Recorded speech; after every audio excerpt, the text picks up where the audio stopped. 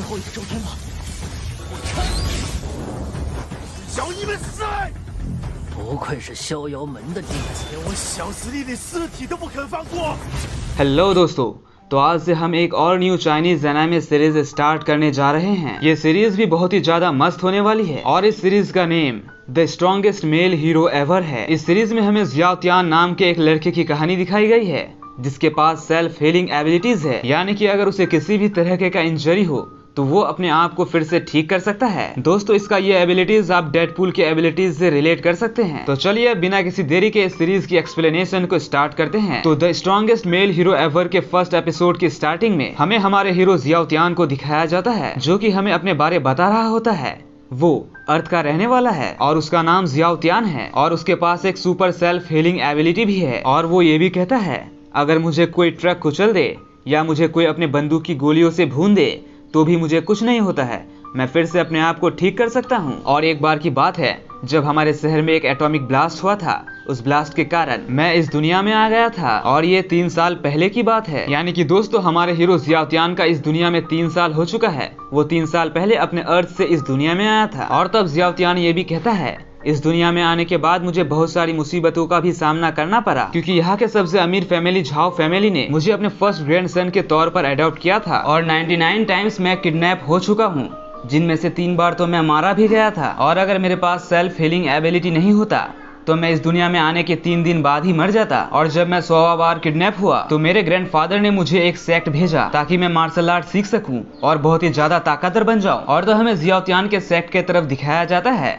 जहाँ Xiao Tian कहता है, मेरे आगे जो खड़े हैं ये मेरे टीचर है, इनका नाम शेन फेंग है और ये इस किंगडम के टॉप 3 स्ट्रॉन्गेस्ट मैन में से एक हैं। और तब जियाओ तियान बताता है कि मेरे टीचर शेन फेंग ऐसे ही किसी स्टूडेंट को अपना डिसाइपल नहीं बनाते हैं और उन्होंने मुझे अपना डिसाइपल इसलिए बनाया है क्योंकि जब वो यंग थे तो मेरे झाओ फैमिली ने उनकी काफ़ी ज़्यादा मदद की थी। और वैसे भी मेरे पास एक एक्स्ट्रा ऑर्डिनरी टैलेंट है, वो है मेरा सेल्फ हीलिंग एबिलिटी, इसलिए उन्होंने मुझे अपना डिसाइपल बना लिया। और तब जियाओ तियान एक लड़की के बारे बताता है जो कि उसी के साथ प्रैक्टिस करती है। इसका नाम बाइलिंगर है और ये बाय फैमिली से बिलोंग करती है और बाय फैमिली इस किंगडम के टॉप 10 फैमिलीज में से एक है। और बाइलिंगर अभी बहुत ही ज़्यादा ताकतवर है क्योंकि वो 3 साल की उम्र से ही बॉडी रिफाइनिंग शुरू कर दी थी। और तब जियाओ तियान अपने दूसरे क्लासमेट के बारे बताता है, इसका नाम झू युआन है और ये भी बाइलिंगर के तरह ही पावरफुल है। ये देखने में तो बहुत ही सिंपल है लेकिन है बहुत नटखट और बचपन में ही उसे अपने फैमिली से निकाल दिया गया था और तब से उसने मार्शल आर्ट सीखना शुरू कर दिया। और किसी को भी ये नहीं पता था कि वो लड़का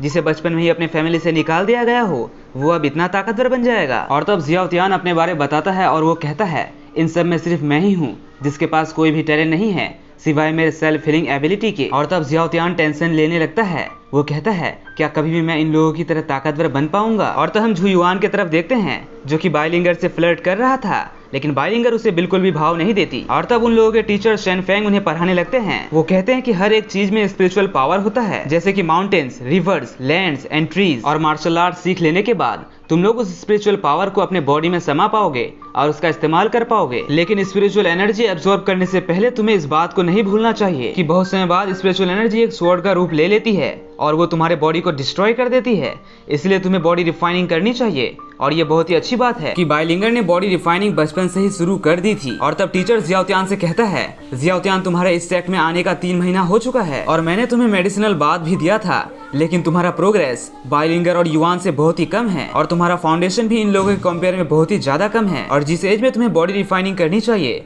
तुम उस समय कर नहीं पाए, इसीलिए तुम्हारा फाउंडेशन शायद इतना वीक है। और तब टीचर कहते हैं कि मुझे काम से बाहर जाना है, इसलिए मैंने सोचा है कि तुम लोगों को आज मैं एक मार्शल आर्ट टेक्निक सिखाऊंगा। और तब टीचर बाइलिंगर और युआन से कहते हैं कि तुम लोगों का कल्टीवेशन जियाओ तियान के कंपेयर में बहुत ही ज्यादा है, इसलिए तब तक तुम लोग अपने कल्टीवेशन को चेक करो और तब तक मैं जियाओ तियान को एक टेक्निक सिखाता हूँ। और तब टीचर जियाओ तियान को कहते हैं, जियाओ तियान अपनी आंखें बंद करो और अपने माइंड को शांत करो और अपना फोकस एक ही जगह में लगाओ और अपने ऑरा को स्लोली महसूस करने लगो। और जियाओ तियान ऐसा ही करता है, वो कल्टीवेशन के प्रोसेस में लग जाता है। लेकिन थोड़ी देर कल्टीवेट करने के बाद जियाओ तियान को परेशानी होने लगती है और वो कुछ बड़बड़ाने लगता है और यह सुनकर युआन अपने कल्टीवेशन से बाहर आ जाता है और वो कहने लगता है, इसके चलते हम लोग भी अपना लेवल और आगे नहीं बढ़ा पाएंगे, अब शायद हम लोगों को इसी लेवल में अटके हुए रहना पड़ेगा। और यह सुनकर टीचर को बहुत ही ज्यादा गुस्सा आता है, इसलिए वो युआन से कहते हैं, युआन अपना मुंह बंद रखो और जियाओतियान को आराम से कल्टीवेट करने दो, तुम उसे डिस्टर्ब कर रहे हो। और यह सुनकर बाइलिंगर भी अपने कल्टीवेशन से बाहर आ जाती है और तब सब जियाओतियान की तरफ देखने लगते हैं और इस बार जियाओतियान का बॉडी